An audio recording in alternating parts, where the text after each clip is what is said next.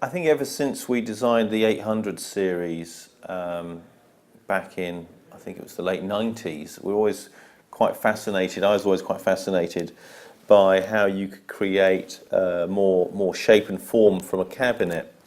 And we know that from the head of the 800 that the tweeter performs very, very well in a domed spherical surface. So when we had the opportunity to design a very, very compact, high-performance loudspeaker, we wanted to really leverage all of that learning from all those years gone by from the 800 head and see whether we could build a very, very compact speaker that benefited from some of those acoustic features. And I think we managed to achieve it on the PM1.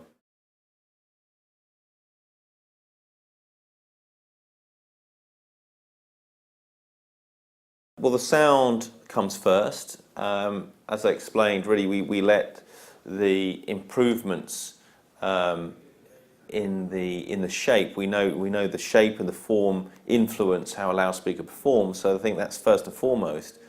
And then the real art, in a way, is to hopefully make that work aesthetically. So I think a lot of effort has gone into this design to be quite harmonious in a domestic living environment, but at the same time still have great high performance.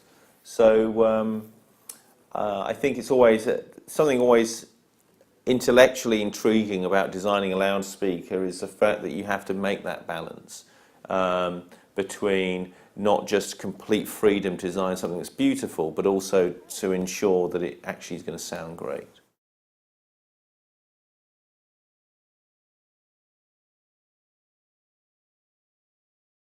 I think some of the challenges were largely based around this component here, which is a dough molded, an unusual kind of process used for loudspeakers. It's an incredibly dense material that's then bonded to these plywood sides, and this is not any ordinary plywood. It's been specially made for Bowers and Wilkins using certain veneers and cross-plied at certain angles.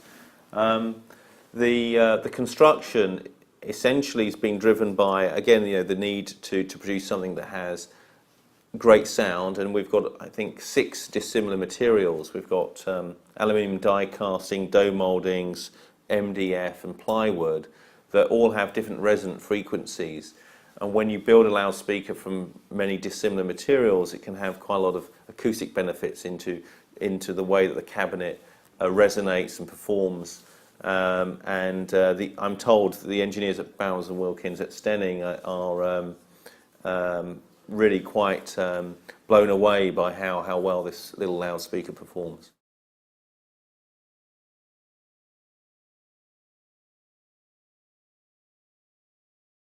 Very, very closely. It's a very long-standing relationship, goes back many years. The most important aspect is that we're all trying to aim for the same thing, which is to make an exquisitely well-manufactured, beautifully sounding loudspeaker that's worthy of the Bowers and Wilkins brand. I think you'll find that we've produced over the years some of the most successful range of loudspeakers, I think, in the world.